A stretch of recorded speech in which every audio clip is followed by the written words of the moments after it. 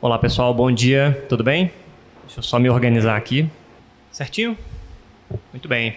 Então vamos lá, vou dar continuidade a essa série, né? Vocês estão acompanhando aí há bastante tempo, já está no finalzinho do Novo Testamento, 1ª e 2ª Tessalonicenses. E a gente começa, vou tentar seguir aqui bem o roteiro do Lucas, que ele me passou, tentar manter o padrão de vocês. Mas antes, deixa eu me apresentar rapidinho, acabei esquecendo. Eu sou seminarista Timóteo, pode me chamar de Timo, primo do Lucas, e minha família está ali atrás, Juliana, o Estevão e a Melissa. E a Melissa não está se sentindo muito bem hoje, por isso que eles estão ali no fundo, mas está tudo bem. Então a gente vai começar entendendo a carta, entendendo a forma dela, entendendo como que ela está estruturada, depois a gente passa um pouquinho para o conteúdo. O nome dela, tem esse nome aí, eu não vou fazer a leitura, mas está o nome em grego, que significa aos Tessalonicenses. Então é um nome muito direto, muito simples, fácil da gente entender. E ela está indicando o destinatário. Eu não sabia que estava em sequência, mas tudo bem. E ela está indicando o nosso destinatário. E ela foi destinada aos irmãos, aos convertidos da cidade de Tessalônica. E em português esse nome é 1ª e 2ª Epístola de Paulo aos Tessalonicenses. Então ela já dá aí uma dica do formato dela, é uma epístola, é uma carta, e indica a autoria. Foi feita de Paulo para aos Tessalonicenses. Isso é bem tranquilo. Beleza. Então vamos lá. O que é essa carta? Como é que ela está estruturada? Né? Existe um padrão, que esse padrão é encontrado praticamente em todas as cartas de Paulo, e inclusive nas cartas pastorais. E ela tem esse padrão e a gente pode perceber esse padrão tanto em 1ª Tessalonicenses quanto em 2ª Tessalonicenses. Então estão aí os versículos. Primeiro começa com o autor. Né? Se você abrir lá em 1ª Tessalonicenses, deixa eu abrir aqui para fazer a leitura. Versículo 1. Se vocês puderem acompanhar, a gente vai passar por alguns versículos. 1ª Tessalonicenses, versículo 1. Está escrito assim: Paulo, Silvano e Timóteo, a igreja dos Tessalonicenses em Deus Pai, nosso Senhor Jesus Cristo. A vocês, graça e paz da parte de Deus e do nosso Senhor Jesus Cristo. Então aqui a gente já tem a indicação do autor, né? Paulo, juntamente com Silvano e Timóteo. Não é que eles são coautores, mas Paulo estava ali acompanhado de seus parceiros. Silvano também é chamado de Silas. Então, em algumas versões vai estar escrito Silas, em algumas versões vai estar escrito Silvano. Então, Paulo está junto de Silas e Timóteo, e ele escreve à igreja dos Tessalonicenses. Então, aí a gente já tem o autor, o destinatário e a saudação, que é bem característica de Paulo. Ele coloca graça e paz da parte do nosso Deus. Então, graça e paz é a saudação de Paulo para unir gentios e judeus. Né? A paz é o shalom, que os judeus se saudavam, e graça é haris, que é a saudação que os gentios faziam, como se fosse uma saudação comum, assim, não tem nenhum cunho religioso. Então, quando ele fala graça e paz, ele está dizendo assim, olha, eu estou falando com gentios, estou falando com judeus. Então, ele não estava ali limitando um público, ele estava falando com a igreja de modo geral. Porque nas viagens missionárias de Paulo, ele pregava nas sinagogas aos domingos, aos sábados, perdão, ele pregava nas sinagogas, e ele pregava durante a semana pela cidade. Então, enquanto ele trabalhava, ele estava pregando. Enquanto ele estava andando pela cidade, ele estava pregando. Quando ele ia preso, ele estava pregando. Isso era uma constante de Paulo. Então, os convertidos, eles vinham tanto dos judeus, que eram chamados de judaizantes, quanto dos gentios, que eram pessoas de outros povos, outras nações. Todos que não são judeus são gentios. Depois, Paulo segue com uma oração. A gente vê ele também em 1ª Tessalonicenses de 1 a 5, 2ª Tessalonicenses de 1 a 3. Então ele faz essa oração, orações breves, ele direciona a Deus algo a respeito dos Tessalonicenses. Depois ele tem o conteúdo, então é o grosso da carta, onde ele trabalha mesmo, onde ele fala ali dos seus conceitos, da teologia, faz as exortações, faz todo o trabalho, está ali nessa parte de conteúdo. E ele sempre termina com uma saudação. Ele sempre ali faz um fechamento, deseja alguma coisa. Inclusive, na saudação de 2ª Tessalonicenses, tem a tradicional, né? Eu, Paulo, de próprio punho vos escrevo. Então, por mais que ele tivesse ali alguém o auxiliando a escrever, no final, Paulo pega ali a caneta, escreve com a sua própria caligrafia e finaliza a carta confirmando sua autoria.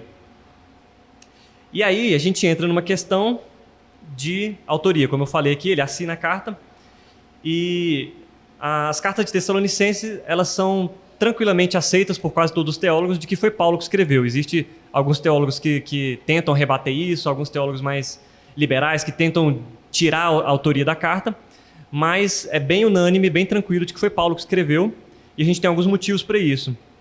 Quando esse pessoal questiona se foi Paulo ou não, eles usam alguns argumentos. Eles falam que é uma carta pouco doutrinária, uma carta que não tem muito valor teológico. Ele está ali conversando com uma igreja, batendo papo, falando de algumas questões mais inferiores. Eles falam que a carta ele não trata da questão da justificação pelas obras da lei. Então, a ação humana como resultado da salvação, como motivo da salvação. E esse é um tema que Paulo usa em várias das cartas e ele não fala nessa carta, ele nem trata desse ponto.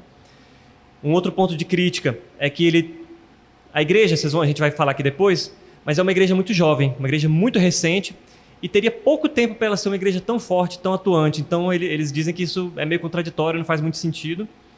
E o último dos argumentos que eles usam é que tem muitos trechos, palavras, expressões que são muito características de Paulo, tanto em 1 quanto em 2 Coríntios. Então, é como se tivesse alguém ali pegando uma carta, 1 e 2 Coríntios, eu vou fazer uma nova carta e vou copiar alguns trechos para ficar parecido com Paulo. Então, eles dizem que isso é um motivo para se justificar uma cópia, né? Mas, vamos rebater tudo isso. Opa, pra cá. Vai lá, o primeiro ponto que é um conteúdo que é pouco doutrinário. Todos os textos precisam ser iguais? Tudo que Paulo escreveu precisa ser igualmente recheado de teologia mais densa, mais complexa, mais... Não. Paulo pode escrever... A gente, quando vai escrever, a gente escreve por vezes de uma maneira mais leve, por vezes de uma maneira mais carregada, às vezes rebatendo o ponto de uma maneira mais completa, às vezes só citando alguma coisa. Então, não necessariamente os escritos de Paulo eles precisam ser igualmente densos e completos de teologia, né? A segunda questão é que ele não fala da justificação pelas obras da lei. Poxa, mas Paulo precisa sempre falar da mesma coisa? Paulo precisa sempre bater na mesma tecla? Não. Paulo pode tratar de outras questões, ele pode tratar de outros assuntos. Então isso também é um argumento que não faz muito sentido, né? Um outro ponto que eles criticam é que a igreja é muito jovem. Poxa, essa igreja, ela tem pouquíssimo tempo e ele a Lídia até leu esse trecho no começo, que era uma igreja viva, atuante, que reverberava ali diante de toda a região. Por que a igreja não pode ser uma igreja jovem que é atuante? Qual o problema disso? Será que o Espírito Santo não pode ali atuar e fazer essa igreja crescer rapidamente? Vamos abrir em Atos 17, versículo 6. Vamos ver o que Atos está falando da igreja lá dos Tessalonicenses. Atos 17, versículo 6. Diz assim: contudo, não os achando, arrastaram Jason e alguns outros irmãos para diante dos oficiais da cidade, gritando: esses homens que têm causado alvoroço por todo o mundo, agora chegaram aqui. Então o que Atos está relatando? Os judeus estavam indignados com o trabalho de Paulo e eles contrataram arruaceiros, contrataram vadios, bandidos, para irem lá pegar Paulo e dar um fim nele. Só que eles não acharam Paulo, então eles pegaram Jason, que era quem tinha hospedado Paulo. Paulo estava na casa de Jason. Eles pegam Jason, levam lá para a rua, fazem todo o alvoroço ali. E o argumento deles cadê? 17,6. Esses homens que têm causado alvoroço por todo o mundo, agora chegaram aqui.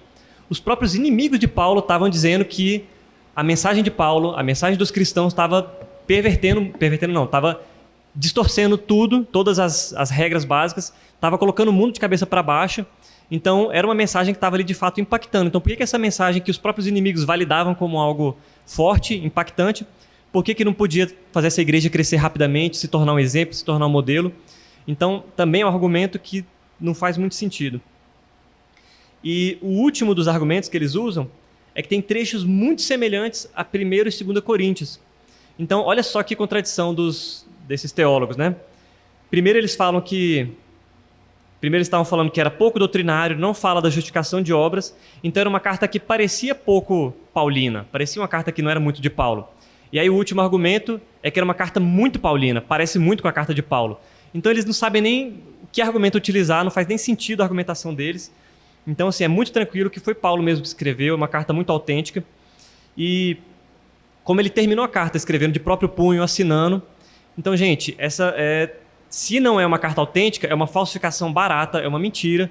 Então, é muito melhor a gente crer como uma carta autêntica do que a gente entender que é uma carta que não é de Paulo. Inclusive, não tem nenhum motivo para isso. Por que eles iam escrever uma carta usando argumentos tão verdadeiros, uma carta tão cristã, tão correta, para poder ir em uma falsificação? Não faz muito sentido. Então, seguindo, a gente vai falar agora do destinatário. Aí, agora foi de uma vez. Então, vamos lá. Para quem essa carta foi escrita? Então, o nome já diz, a gente já falou, aos cristãos em Tessalônica. A Tessalônica era uma cidade que era capital da Macedônia. Macedônia, inclusive, foi ali da onde surgiu Alexandre o Grande. Então, era uma região ali muito importante, de muito comércio, porque lá dentro passava a Via Inácia. O que é essa Via Inácia? No Império Romano, os romanos eles construíram uma série de rodovias, né? Uma série de caminhos. Eles eram pavimentados com pedra, eles eram todos demarcados ali, de milha a milha, eles tinham uma marcação. E por ali os exércitos passavam, então era uma construção que passava pelos principais pontos, útil tanto para o comércio, quanto para os exércitos, para rápidos deslocamentos, sem ali ficarem perdidos, para as construções de guerra passarem com mais facilidade. E isso foi muito valioso para os cristãos. Esse comércio, esse trânsito que o Império Romano ali favoreceu, auxiliou o evangelho a passar ali, espalhar com uma facilidade, com uma rapidez, porque esses viajantes que se convertiam, que ouviam as palavras de Paulo e de outros missionários, que a gente também, alguns têm relatos, outros não, essa mensagem ela se espalhou como pólvora por todo o reino, por todo o mundo conhecido da época. Então, a Via Inácia passar por ali era algo muito importante, muito valioso, porque era uma cidade muito cosmopolita, uma cidade muito multicultural, uma cidade que tinha muita gente diferente, e essas ideias eles convergiam e o cristianismo cresceu e dali ele se espalhou novamente. Ela foi fundada em 315 a.C., então uma cidade que já tinha ali uma certa maturidade quando o evangelho chegou até ali, e foi fundada por Cassandro. Cassandro, ele era o rei da Macedônia e ele fundou em homenagem à sua esposa, que tinha o nome de Tessalônica, era o nome da esposa dele. Tessalônica, ela era meia-irmã de Alexandre o Grande e ela era filha de Filipe II. Então, olha só, a carta de Paulo aos Filipenses foi numa cidade que foi fundada por Filipe, e a carta aos Tessalonicenses de uma cidade fundada em homenagem à filha de Filipe. Então, estava tudo ali relacionado, tudo ali próximo, diante dessa situação em relação à cidade. E cadê? Essa cidade, ela existe até hoje.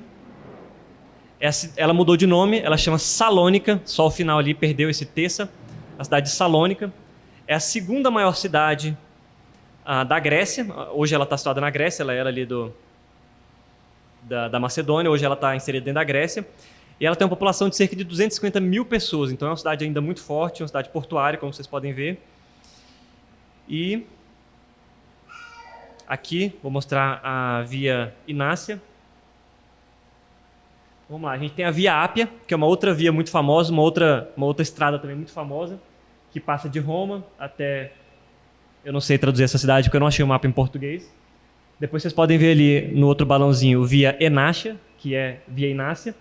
E Tessaloniki, está escrito ali, então a nossa cidade fica por ali. E tá vendo aquela cidade que chama Kavala? Um pouquinho abaixo tem a cidade de Filipos. E vou falar um pouquinho disso, então gravem isso. Filipos, logo depois Tessalônica. E ela vai até Constantinopla, que era uma das maiores cidades da época.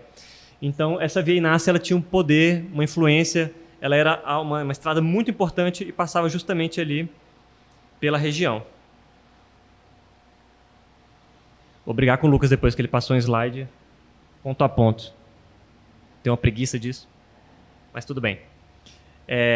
Então vamos falar agora sobre a igreja. Quem era essa igreja? O que elas viviam? Qual era a situação delas? A gente vê que era uma igreja muito jovem, uma igreja muito, muito recente. Vamos abrir de novo em 1 Tessalonicenses 5, versículo 12. 1 Tessalonicenses 5, versículo 12. Diz o seguinte: agora pedimos a vocês, irmãos, que tenham consideração para com os que se esforçam no trabalho entre vocês, que os lideram no Senhor e os aconselham. Então ele está pedindo para que a igreja tivesse atenção aos que estão à frente, aos que estão liderando. O que isso quer dizer? Que aquela igreja nem chegou ao ponto de ter presbíteros, terem diáconos, não tinha ainda uma estrutura eclesiástica, não tinha uma estrutura ali de igreja, ainda eram irmãos que se reuniam e tinha um ou outro que estava ali à frente, mas ainda não tinha os cargos oficiais. Então é uma igreja e ainda simples, uma igreja jovem, e era uma igreja que tinha novos na fé, porém eles eram modelos. Vamos agora para o capítulo 1, foi o texto que a gente leu no começo, eu não vou fazer a leitura, mas acompanha aí. 1 Tessalonicenses 1, versículos 6 e 7. Versículo 7, na verdade. Assim se tornaram modelo para os crentes que estão na Macedônia e na Acaia. Então, eles eram crentes que, em pouco tempo, eles já tinham uma maturidade que eles passaram a ser referência. Eles não eram ninguém que estavam ali ainda engatinhando na fé, que ainda estavam ali tomando leitinho espiritual. Eles já estavam ali sólidos, já estavam firmes. Uma conduta que condizia com a verdadeira fé cristã, apesar de que eles tinham ainda pontos a serem trabalhados. Isso a gente vai ver ali na frente. E eles eram cristãos que proclamam e testemunham. Olha só que bacana, que diz no versículo 8. Só o comecinho. Porque partindo de vocês, propagou-se a mensagem do Senhor na Macedônia e na Acaia. Essa palavra propagou-se, ela vem do grego, eu não sei falar isso, mas exetai, acho que é isso, que significa repercutir, e é como se fosse um som de trombeta que ressoa e repercute por um ambiente. Então dessa palavra vem a nossa palavra hoje que a gente usa como ecoar. Então vem dessa raiz aqui. Então é como se o testemunho deles, a mensagem deles ecoava por toda a região. Então não é que eles proclamaram uma vez. O tempo verbal aqui também ele indica que era algo que estava ali constantemente acontecendo. Então era uma igreja que estava sempre proclamando. Então a fonte de onde eu vi essa informação, ele falava que era como se fosse uma caixa acústica em funcionamento. Era uma caixa de som constantemente ligada, ecoando a fé, ecoando o evangelho. Então era uma igreja jovem, com cristãos novos, com pouca estrutura, mas eles já eram modelos e eles estavam sempre ecoando o evangelho. Olha só que bacana. E, infelizmente, era uma igreja que tinha problemas. Eles tinham ainda algumas questões, e um dos problemas que é bem trabalhado, tanto em 1 Tessalonicenses quanto em 2 Tessalonicenses, são erros doutrinários a respeito da parousia. O que é parousia? É o dia do Senhor, é a segunda vinda de Cristo. Então, qual que era o problema que eles tinham? Eles estavam achando que a segunda vinda de Cristo ia ser assim, daqui a um mês, daqui a 2 semanas. Então, o que eles fizeram? Deixaram seus empregos, deixaram o trabalho para se preparar para a segunda vinda, só que a segunda vinda não ia vir assim de imediato. Então, isso começou a gerar alguns problemas.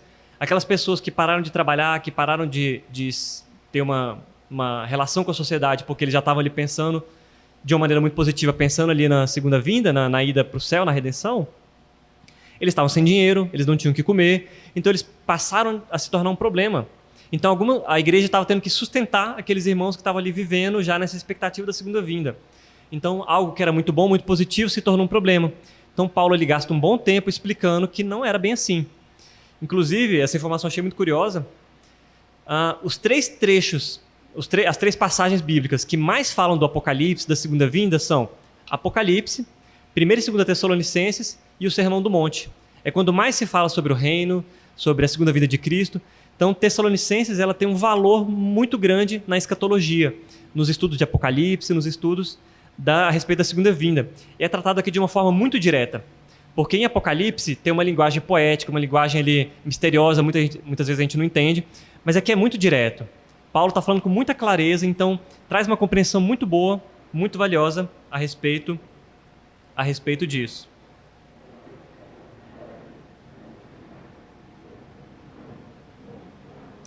Vamos lá. Qual era o contexto? Onde tudo isso acontece? O que estava acontecendo para essa carta ser escrita? Ela aconteceu na segunda viagem missionária de Paulo. E a Bíblia diz que Paulo passa pelo menos 3 semanas, em Atos 17:2 diz que Paulo passa 3 semanas nas sinagogas. Então, isso é um indicativo do tempo que ele passou ali, mas ele não é o limitante. Então, alguns teólogos entendem que ele passou somente 3 semanas ali na região. Depois, com esse tumulto de Jason, que a gente já falou, Paulo vai embora. Mas alguns entendem que ele passou 3 semanas pregando para os judeus e depois ele fica mais um tempo pregando para os gentios. Então, não é uma regra, mas ele passou um tempo relativamente curto ali. E a Bíblia diz que Paulo estava evangelizando e trabalhando. Então, Paulo aqui ele fala em 2 momentos, em 1 Tessalonicenses 2,9, depois 2 Tessalonicenses 3,8. Ele fala nas 2 cartas que no período que ele ficou ali, ele estava trabalhando para ele não ser um peso para a igreja. Paulo, sabendo que essa era uma questão complicada, né, que eu já falei, que os irmãos tinham deixado de trabalhar, eles estavam se tornando um peso para a igreja, Paulo vai como evangelista e ele não fica dependendo da igreja. Ele vai lá para trabalhar e evangelizar. E Paulo ele fala que ele poderia simplesmente estar ali a serviço, mas ele queria dar o exemplo. E Paulo fala, né, sejam meus imitadores como eu sou de Cristo. Então eles falam assim, imitem meu procedimento. Eu estava ali pregando o evangelho, mas eu estava também ganhando meu próprio sustento.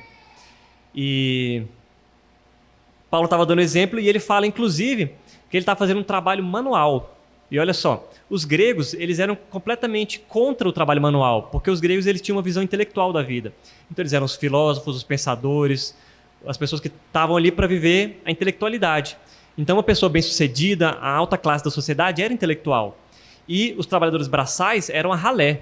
Então Paulo está ali se identificando com a classe mais baixa para dar o exemplo. Olha como eu sou um servo, olha como eu estou trabalhando, olha como eu não estou aqui só para ficar pensando e debatendo ideias e falando.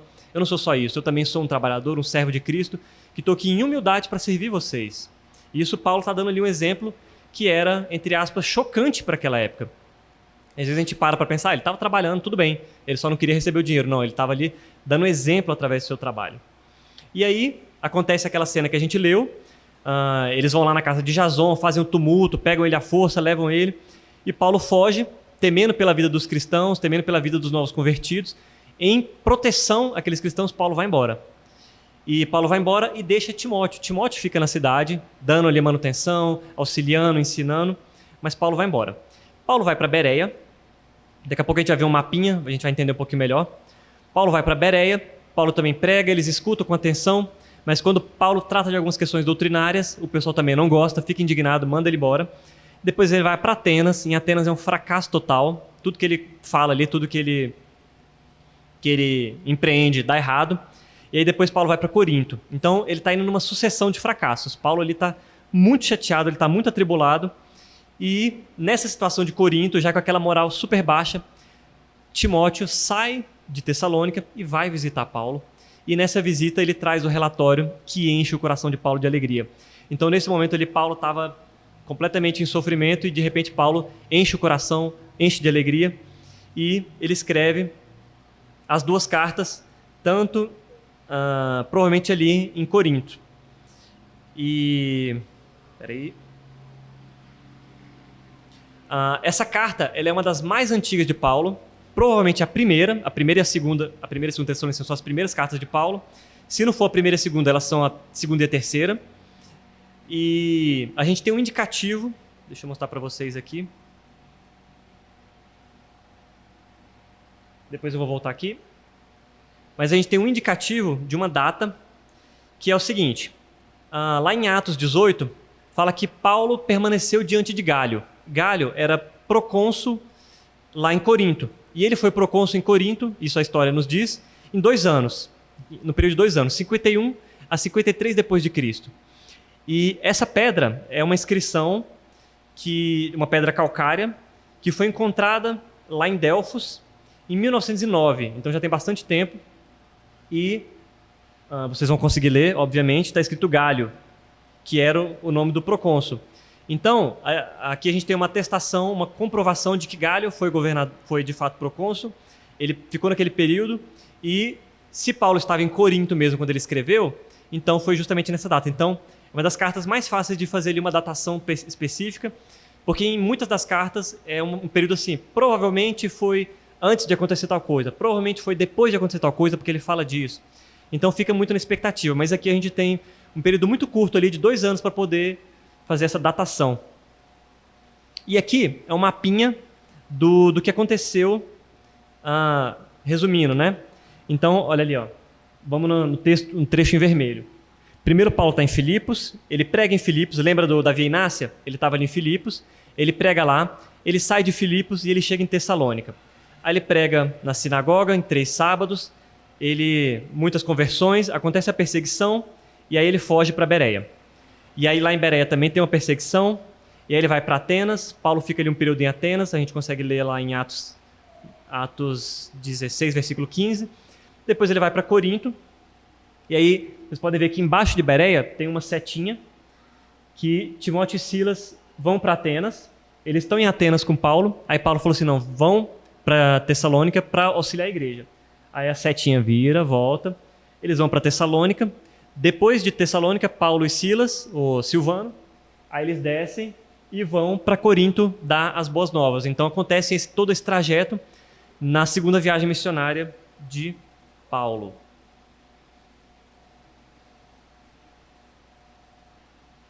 Beleza? E aí agora o propósito. Por que Paulo escreveu essa carta? Por que ele se direcionou aos irmãos? Porque ele estava muito preocupado, porque apesar de ser uma igreja ali que aceitou bem o evangelho e cresceu rapidamente, ele temia por aqueles irmãos que estavam sofrendo perseguição muito grande. Quando Paulo saiu, estava numa situação ali de caos. A igreja estava sendo altamente perseguida, as acusações eram muito fortes, existia ali uma tensão, e ele tinha medo que aquela igreja ali se enfraquecesse, as pessoas desviassem. Então Paulo estava muito preocupado com aqueles irmãos. Em várias outras cartas, Paulo ora muito pelas igrejas, pelos lugares onde ele passou, e Paulo tinha uma preocupação muito genuína. E quando Timóteo chega, ele recebe notícias boas e recebe notícias muito ruins. Então ele escreve a carta tanto para elogiar, enaltecer, incentivar, quanto para falar assim, pessoal, a gente tem que corrigir algumas questões. Então vamos ficar atento aqui nesses pontos, vocês estão indo bem por aqui, mas vamos corrigir isso aqui para que vocês tenham uma conduta aprovada pelo Senhor. Então, tem as questões da parousia, que eu falei, né, a segunda vida de Cristo, e essas questões elas foram intensificadas pelas perseguições.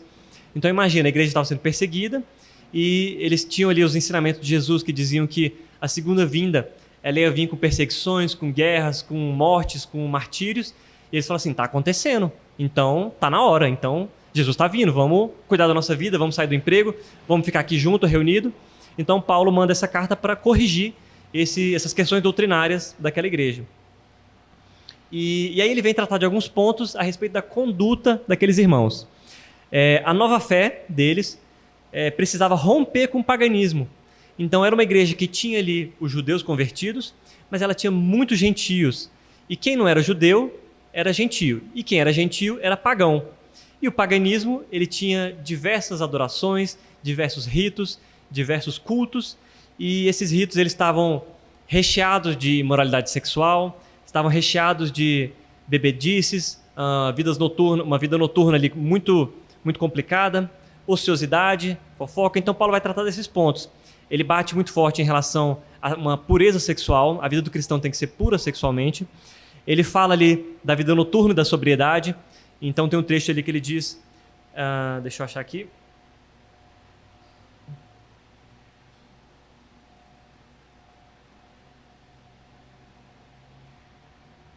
não anotei. Mas tem um trecho ali que ele fala, provavelmente 1 Tessalonicenses 3, que ele fala a respeito de pessoas que ficam acordadas de madrugada, andando pela rua, vadiando. E ele falou assim, quem faz mal de madrugada. Quem é cristão tem que dormir de madrugada.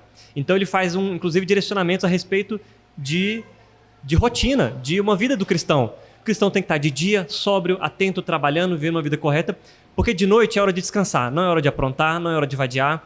E é à noite que acontecem as bebedeiras, é à noite que acontecem as coisas erradas. E fazendo uma citação aqui um pouco errada, mas quem já assistiu How I Met Your Mother, o Ted sempre falava isso, né? Depois de 1 da manhã que acontecem as burradas. Então é isso. Paulo estava orientando que as pessoas à noite estivessem ali se cuidando, dormindo, vivendo dentro de casa. E ele fala também da ociosidade, da fofoca. Esses irmãos que pararam de trabalhar, eles estavam à toa. E à toa eles estavam sendo ociosos, não estavam sendo úteis e estavam precisando receber ajuda e ficavam ali batendo papo, falando mal das pessoas e estavam ali dando espaço para as más conversações, para fofocas. Então Paulo também bate forte nessa tecla com eles. Agora a gente já caminhando para o nosso final. conteúdo. O que essa carta tem de importante? O que essa carta apresenta para a gente?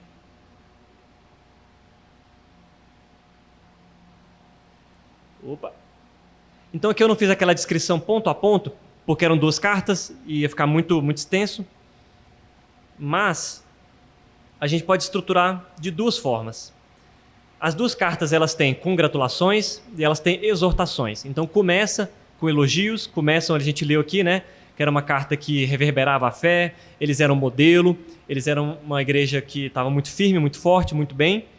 Então Paulo fica muito feliz com esse relatório de Timóteo e ele não mede esforços para elogiar aquela igreja, aqueles cristãos. Mas ele também gasta ali um bom tempo fazendo exortações, como a gente falou, a respeito da segunda vinda, a respeito da conduta daqueles cristãos. Então a primeira carta ele tem essa estrutura. E Paulo ele fala da moralidade, ele fala de amor mútuo, que aqueles irmãos eles tinham que se amar, porque sem o amor aquela igreja ia rachar, ia dar problema. Ele fala a respeito do consolo, a respeito dos irmãos que morreram, porque muitos eram os mártires daquela região. A perseguição estava tão grande que muitos estavam morrendo. E aí Paulo ele fala que, olha, fiquem tranquilos, esses irmãos que morreram, eles vão ressuscitar na segunda vinda. Então, quando Jesus voltar, esses irmãos que morreram, eles vão ser ressuscitados. Fiquem tranquilos, vocês não precisam sofrer, vocês vão se reencontrar com eles. Mas essa segunda vinda não é imediata. Então Paulo fala isso com eles. E Paulo fala da prontidão na espera pelo dia do Senhor. Estejam atentos, né? Tem outro trecho que fala que Jesus fala, né? A segunda vinda vai ser como um ladrão que vem de repente. Então Paulo fala que vai ser de repente, Jesus fala que vai ser de repente. Paulo reafirma isso para eles. Mas na segunda carta, vou até pular um pouquinho, né?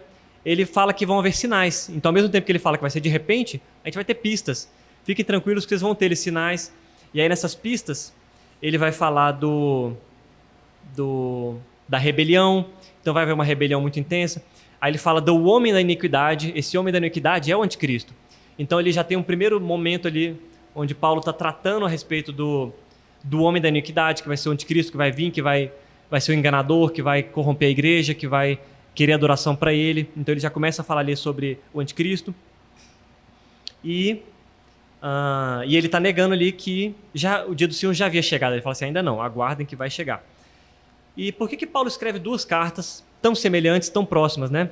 Provavelmente, essa segunda carta, ela foi escrita porque Paulo ele recebe o relatório de Timóteo, aí ele escreve essa carta, manda para alguém, não tinha correio, né? Alguém vai lá, pessoalmente, entrega, passa um tempo com aquela igreja e volta trazendo mais notícias. E aí, com mais notícias, Paulo escreve novamente essa segunda carta e reafirma algumas coisas. Então, nessa segunda carta, Paulo passa mais tempo congratulando e elogiando a respeito deles estarem permanecendo firmes diante das perseguições. E ele fala, permaneçam firmes porque as perseguições vão acontecer, vão continuar. Segurem a onda aí que vai dar tudo certo. Mesmo se alguém morrer, na segunda vinda Jesus vai voltar e essas pessoas vão ressuscitar. Então, Paulo está ali falando, galera, não perde o foco, não se enfraqueçam. E ele trata mais a respeito da segunda vinda e fala dessa questão dos sinais. Então, ele acrescenta algo que ele não tinha falado na primeira carta, porque ele julgou necessário. Então, a segunda carta ela é menor, a primeira tem 5 capítulos, a segunda tem 3. Paulo fortalece, trata de mais algumas questões a respeito dos sinais. Então, Paulo está ali, nas exortações, ele fala de oração, amor e esperança. Então, Paulo está dizendo que essa era uma igreja que amava, uma igreja que orava e uma igreja que tinha uma esperança muito boa, muito, muito firme na segunda vinda de Cristo. Então, Paulo ele percebe isso, mas ele fala assim, não deixem que só isso seja o ponto positivo, mas sejam cristãos que têm uma maturidade completa e não uma maturidade parcial, que era o que estava acontecendo com eles. E no final das 2 cartas, há uma conclusão. Então, Paulo sempre termina ali, a gente falou isso no começo, Paulo sempre conclui com bênção, com saudações, e tem a ênfase dele ter escrito o final de próprio punho, né? Isso é uma garantia da sua autenticidade. E qual é a mensagem teológica que a gente encontra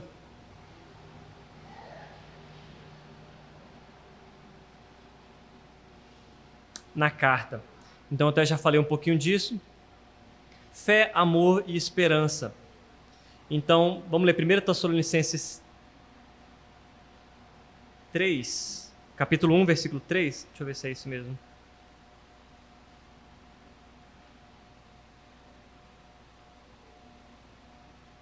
Isso, perfeito. 1 Tessalonicenses 1, 3. Diz o seguinte: lembramos continuamente diante de nosso Deus e Pai o que vocês têm demonstrado. O que eles têm demonstrado? O trabalho que resulta da fé. Então era um trabalho... Eu estou lendo na NVI, tá? Está um pouquinho diferente de vocês. Devia ter falado isso antes. O trabalho que resulta da fé. Então eles tinham uma fé e essa fé ela era expressa em trabalho. Então olha só que bacana. A gente tem que ter uma vida de uma fé, um relacionamento íntimo com Deus, mas isso não deve parar dentro do nosso coração. Essa fé tem que ser expressa no nosso trabalho. Então tudo que a gente fizer, nossas ações, nossas atitudes, tem que ser uma expressão da nossa fé. E aquela igreja tinha isso. Então, o conselho a vocês aqui, não deixem que a fé de vocês parem no campo da teoria, do relacionamento íntimo com Deus ali no seu quarto. Isso é o começo. Mas essa fé tem que continuar em atitude, tem que continuar como uma fé atuante. Depois, Paulo fala, o esforço motivado pelo amor. Então essa fé que está sendo expressa em trabalho, ela tem que ter como motivação o amor. Então o amor é o combustível que vai fazer essa fé transformar em amor. Então, o amor ele é uma peça-chave. O amor primeiro a Deus e que vai ser expresso aos irmãos. Lembra do primeiro e segundo mandamento? Amar a Deus acima de todas as coisas. Quando Deus resume... Não é o primeiro e segundo, perdão. Quando Jesus resume todos os mandamentos em 2. Amar a Deus acima de todas as coisas e amar ao próximo como a ti mesmo. Então esse amor, ele é o resumo de toda a lei de Deus. Então, se a gente não consegue amar a Deus acima de todas as coisas, a gente também não vai conseguir amar o nosso próximo como a si mesmo. Então o amor, ele tem que ser muito presente, ele tem que ser muito verdadeiro. Então se você está tendo dificuldade de amar o seu irmão, você precisa primeiro então amar a Deus e se entender com Deus, ter uma fé ali que funciona, que é verdadeira, que é frequente, não é a fé só de domingo, mas é uma fé dia a dia, uma fé ali em todos os momentos, com orações sem cessar. Então tem que ser uma questão da vida inteira de vocês. Não pode ser compartimentado, tem que ser uma fé e um amor ali completo. E a última questão, que aquela igreja tinha uma perseverança proveniente da esperança em nosso Senhor Jesus Cristo. Então aquela igreja tinha uma esperança tão grande em Deus, tão grande na vinda de Jesus, que eles tinham perseverança. Então eles estavam passando por tribulações, eles estavam passando por atentados, por mortes, martírios, mas era uma igreja que perseverava, porque eles tinham esperança em Deus. Esperança na segunda vinda, esperança na redenção. Então, como que a gente tem que viver? A gente tem que viver o hoje com o olho lá no futuro, sabendo de que Jesus vai nos redimir, Jesus vai nos completar, os nossos problemas, nossas dificuldades, elas são muito passageiras, porque o grande problema da nossa vida foi finalizado na cruz. Nosso grande problema era o pecado. Os problemas que a gente tem hoje são muito pequenos. Então a gente precisa viver uma vida de esperança, que isso vai gerar perseverança, vai gerar uma vida uma vida de firmeza mesmo na fé, uma vida que não fica ali vacilando. Tá tudo bem, aí eu tô beleza com Deus. Tá tudo difícil, aí eu enfraqueço, depois eu lembro de Deus, aí eu volto e fica naquele vai e vem, naquela montanha russa da fé. Não, tem que ser uma vida firme, uma vida constante, porque a nossa esperança não está no hoje, a nossa esperança é uma esperança futura. Segunda aplicação que eu trago para vocês, ainda na parte do encorajamento, é que eles tinham uma fé que era modelo e uma fé que repercutia. Então, ainda falando aí de fé e de amor que são atuantes, aquela igreja, eles tinham ali, como a gente já falou antes, né, uma fé que era modelo para toda a região. Então, todas as outras igrejas, todos os outros cristãos, eles olhavam para Tessalonicenses e falavam assim, eu quero ser que nem eles, eu quero ser firme como eles, eu quero ser como aquela igreja. Então, essa igreja é uma igreja jovem, uma igreja que está aqui sendo plantada, um trabalho todo aqui em conjunto com a igreja lá do Riacho Fundo, uma igreja jovem. Mas vocês, mesmo sendo jovens, mesmo com pouco tempo, vocês podem ser sim modelo, vocês podem repercutir a fé a ponto de ficar constantemente ecoando aqui em toda a região, todo aqui o bairro, todo o quarteirão, e vocês precisam ser assim. Não é que é um diferencial da vida cristã, não, isso é um modelo. Assim como os tessalonicenses eram modelo e repercutiam por toda a região, da Acaia, vocês precisam repercutir aqui por toda a região. É o trabalho de vocês como plantadores de igreja. Isso não é um trabalho só do Lucas, só do Euquias, só de quem está à frente, dos músicos. É um trabalho de todos vocês. A bola não está com a liderança.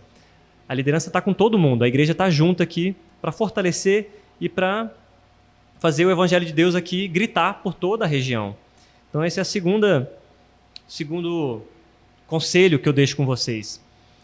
E Paulo também orienta a igreja a permanecerem puros, longe de toda a impureza sexual e longe da vida noturna, como uma forma de diferenciação dos pagãos. Então aqui é uma questão que tange aqui uma outra teologia, que é da liberdade cristã. Então, todas as coisas são lícitas, mas nem todas convêm. Por quê? A gente pode fazer tudo como cristão, nós somos já libertados do pecado. A gente é livre para fazer o que a gente quiser? Não. A gente é livre para obedecer a Deus em amor, não como escravos, mas a gente é livre para ser um servo verdadeiro e que está aqui agindo em amor, uma fé, uma esperança, como eu já falei.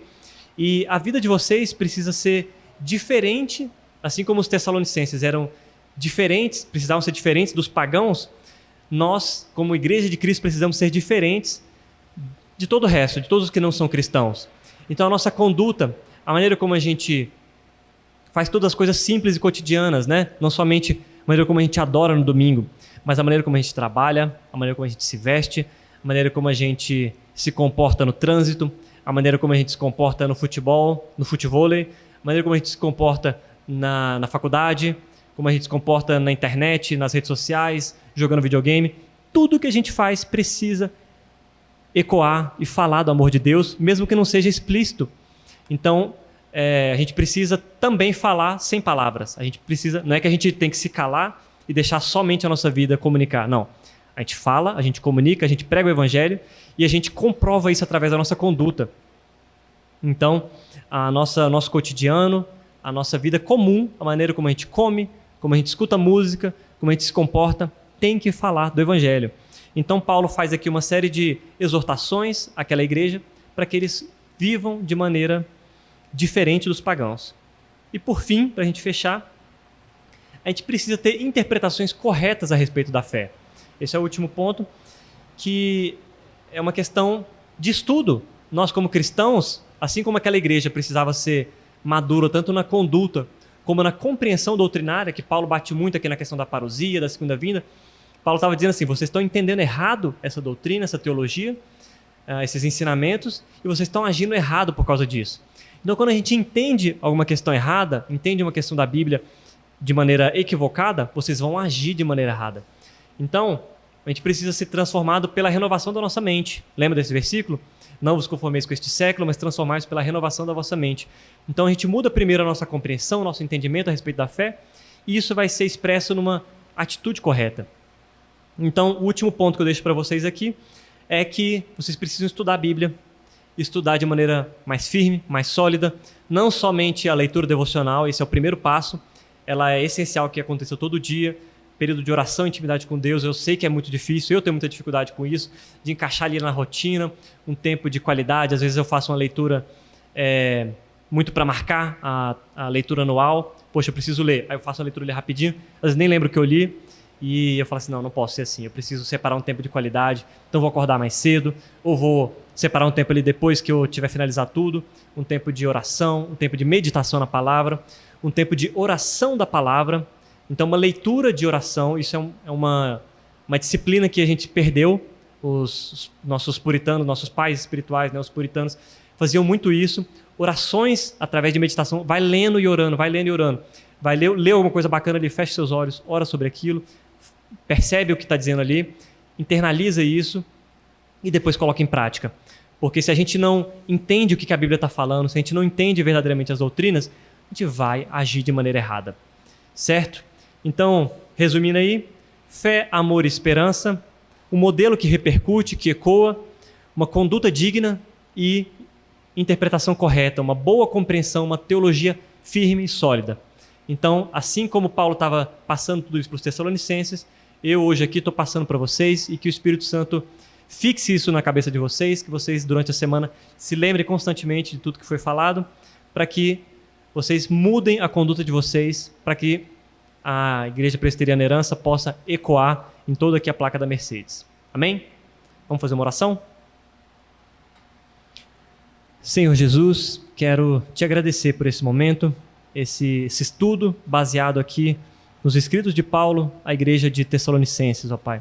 Uma igreja jovem, uma igreja que em pouco tempo se tornou modelo, se tornou padrão a todos os cristãos ali da região, mas uma igreja que ainda tinha problemas, e que possamos olhar para essa situação, para a maneira como Paulo instruiu aqueles irmãos, para a maneira como Paulo os parabenizou e para a maneira como Paulo os exortou, possamos ser trabalhados pelo Teu Santo Espírito, que ao longo dessa semana, hoje no domingo e ao longo da semana, possamos meditar nesses estudos, possamos separar um tempo para ler 1º e 2º Tessalonicenses, um texto curto, fácil de ler várias vezes, que possamos meditar em tudo aquilo que foi lido, possamos meditar em tudo aquilo que foi estudado aqui hoje, inclusive para mim, ó Pai, que nós todos aqui possamos mudar nossas condutas, nós possamos viver uma vida de pureza, uma vida de santidade que se diferencia daqueles que não são cristãos, daqueles que ainda não têm uma compreensão correta da Tua salvação, que possamos viver uma vida prática no nosso dia a dia, na nossa conduta,